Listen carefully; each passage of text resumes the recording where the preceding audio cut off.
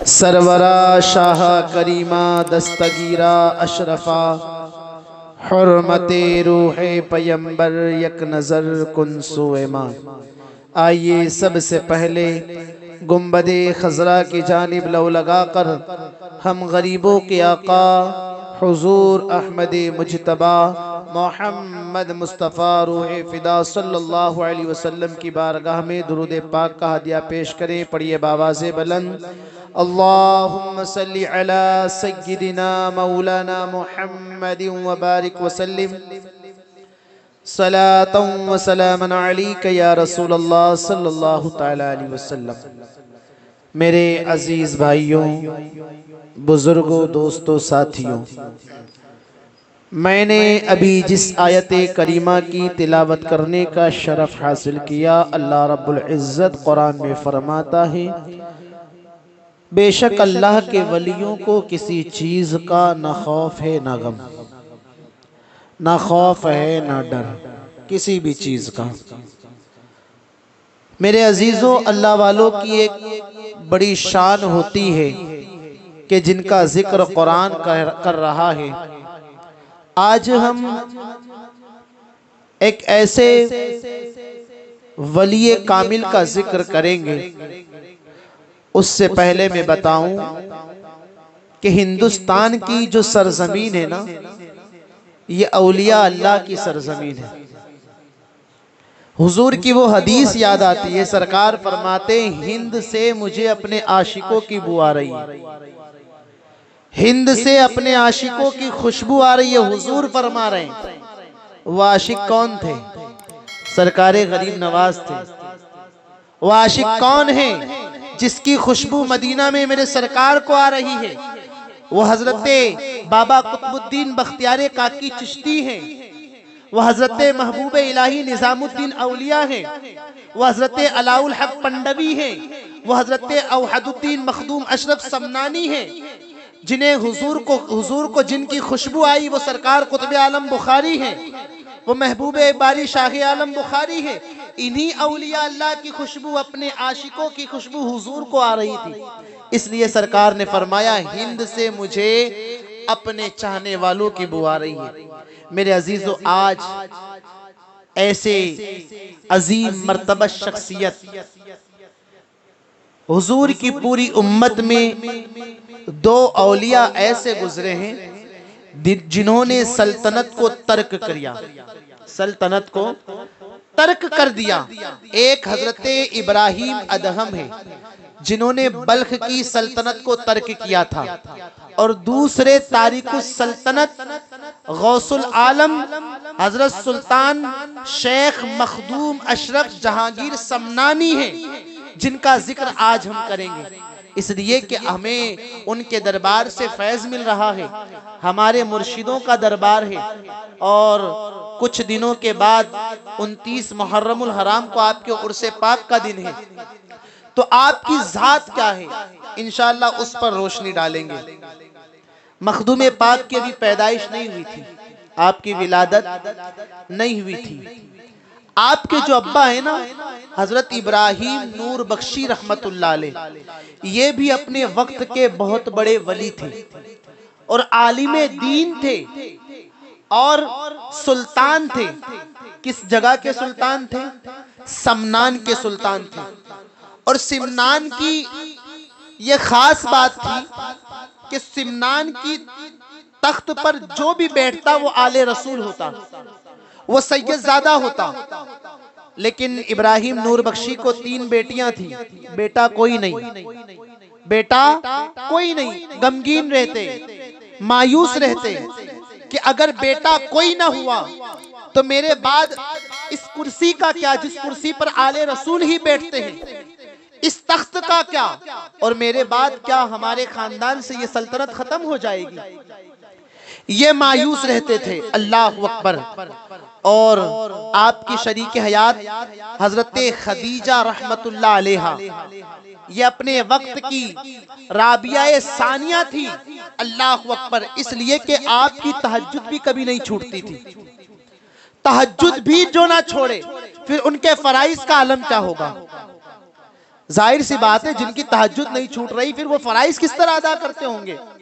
ایک دن رات کو تہجد کے لیے اٹھی، تہجد پڑھی اور اس کے بعد اللہ کی بارگاہ میں دعا کرتی ہیں، رب لا تذرنی فردا وانت خیر الوارثین۔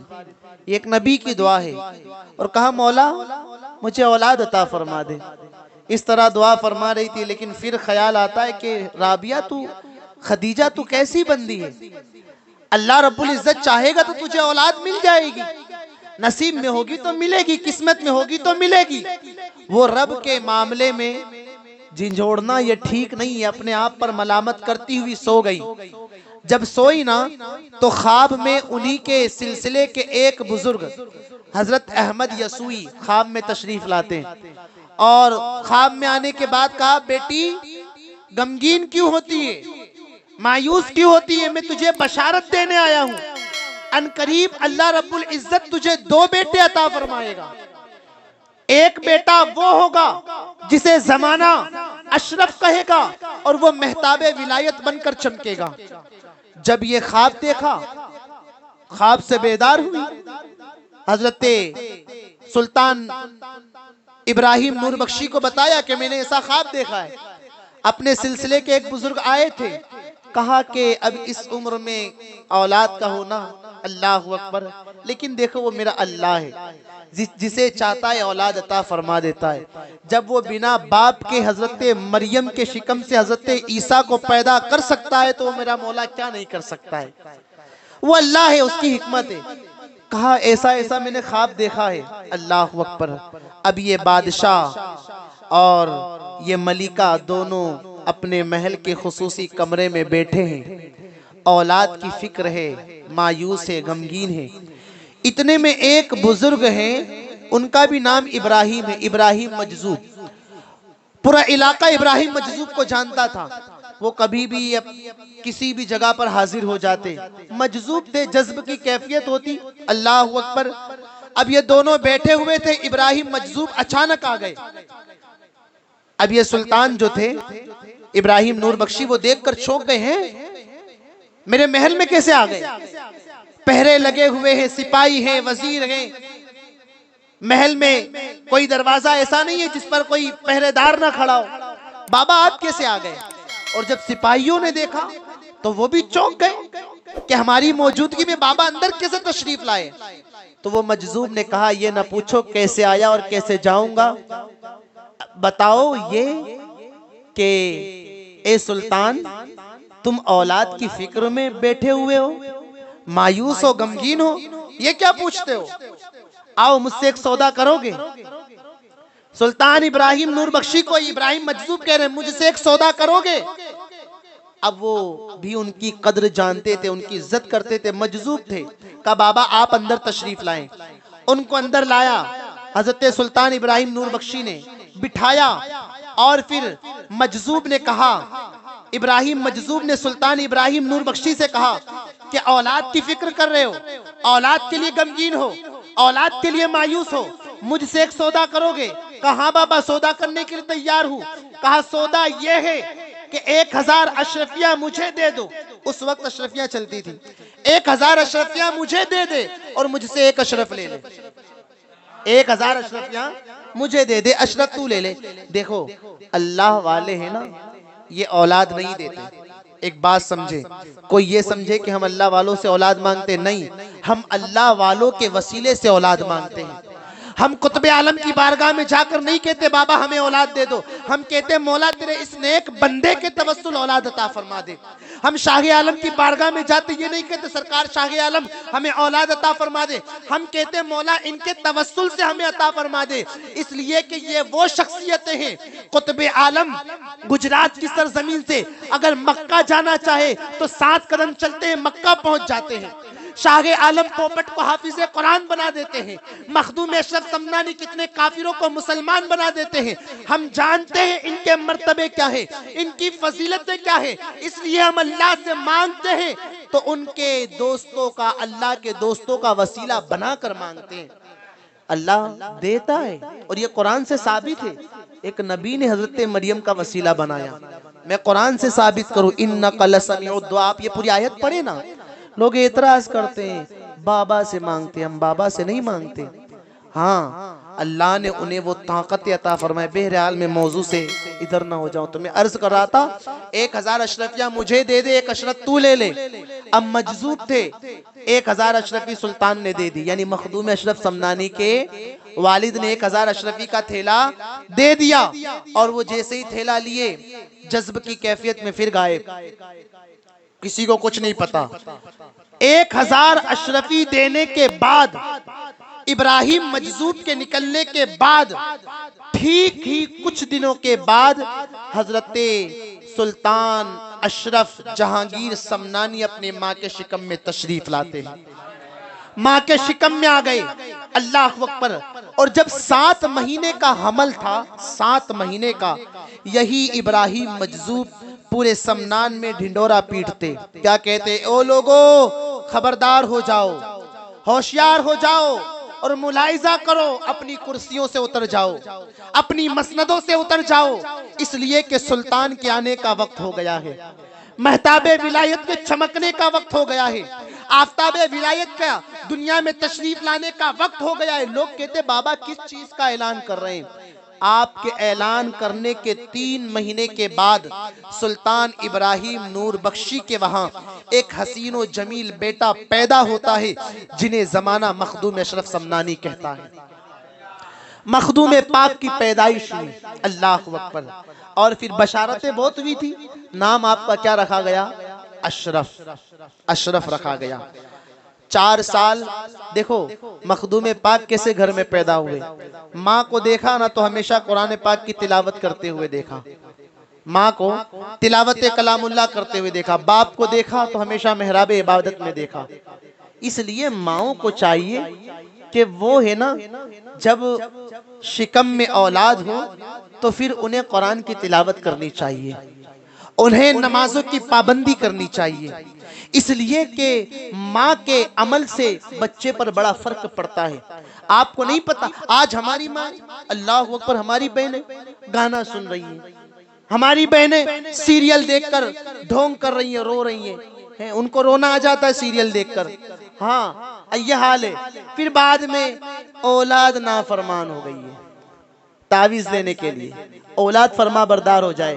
تم نے اگر اللہ کی فرما برداری کی ہوتی نا، قسم خدا کی آج اولاد نافرمان نہ ہوتی۔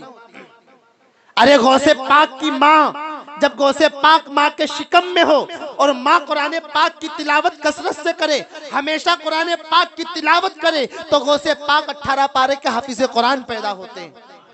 ماں کے اثرات ہیں، اللہ اکبر۔ تو ماں جیسی بچے ویسے۔ اب ماں کس شان کی تھی؟ ماں بھی کوئی چھوٹی شخصیت تھوڑی نہ تھی، اور باپ بھی اللہ کے ولی سلطان بھی تھے۔ 4 سال 4 ماہ 4 دن کی عمر ہوئی تو آپ کی تعلیم کا سلسلہ شروع ہوا۔ حضرت نام ذہن میں نہیں آ رہا ہے، ایک عالم صاحب کے پاس حضرت مخدوم اشرف سمنانی کو سپرد کیا گیا۔ 4 سال 4 ماہ 4 دن کی عمر میں قرآن کریم اور یوں سمجھے ناظرے کی شروعات، بسم اللہ الرحمن الرحیم کی شروعات آپ نے کی۔ ٹھیک 1 سال میں 5.5 سال کی عمر ہوئی تو حافظ قرآن بھی بن گئے۔ 1 سال میں 5.5 سال میں بچے کو کیا آتا؟ آج ہمارے پاس بھی پڑھتے، قاعدہ ٹھیک سے نہیں آتا۔ 5.5 سال میں حافظ قرآن بن گئے۔ یہ علم لدنی تھا، یہ علم وراثت میں ملا تھا، اس لیے خاندان باب مدینۃ العلم مولا علی کا تھا۔ تو 5.5 سال میں حافظ قرآن بن گئے، اللہ اکبر۔ اور اس کے بعد جب 7 سال کی عمر ہوئی تو قرأت سبا، یعنی قرآن پاک 7 طریقوں پر نازل ہوا ہے، اور قرآن کے 7 امام ہیں، قرأت کے 7 امام ہیں۔ کتنے امام ہیں بولو نا، آپ کو بھی علم حاصل ہو جائے گا۔ قرأت سبا 7 طریقوں پر قرآن پاک کی قرأت نازل ہوئی ہے، پڑھنے کا طریقہ ہے، ہر کوئی نہیں جانتا، ہمارے جیسا نہیں جانتا۔ 7 قرأت ہیں، قرآن پاک کا طریقہ ہے پڑھنے کا، اور ہم جو قرأت کرتے ہیں وہ امام عاصم کوفی کا طریقہ ہے۔ قربان جائیں 7 برس کی عمر میں 7 قرأت سبا، یعنی قرأت سبا کے بھی آپ حافظ قرآن ہو گئے 7 برس کی عمر میں۔ اور جب 14 برس کی عمر آپ کی ہو رہی تھی، اس وقت جتنے بھی علوم و فنون تھے، علم حدیث، مفکر جو ہے، مدبر، محدث اور فقیہ بننے کے ساتھ مکمل مفتی کامل بن جاتے۔ 14 برس کی عمر میں تمام علوم و فنون سے مخدوم پاک فارغ ہو جاتے. ظاہر سی بات ہے یہ علم لدنی تھا، ورنہ اتنا علم اتنی عمر میں مل جانا ہر کسی کے بس کی بات نہیں.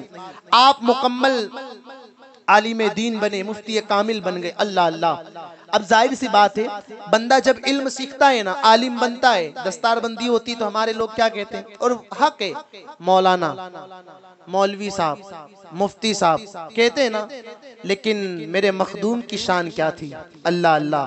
مفتی کامل تو بنے، عالم دین تو بنے، لیکن آپ کے اساتذہ فرماتے ہیں کہ ہم نے اشرف کو مولانا اشرف کم اور فقیر اشرف زیادہ دیکھا ہے. یعنی فقیری کی طرف آپ کا دل مائل تھا، فقر و فاقہ، زہد و تقوی. آپ کے اندر فقیری تھی، آپ کا دل فقیری کی طرف مائل تھا. میرے عزیزو یہ ہمارے لیے بھی ہے کہ زہد و تقوی، زہد کو ہمیں اختیار کرنا چاہیے. ہاں، حب جاہ، حب مال کو اپنے دلوں سے نکال دو. اللہ اکبر.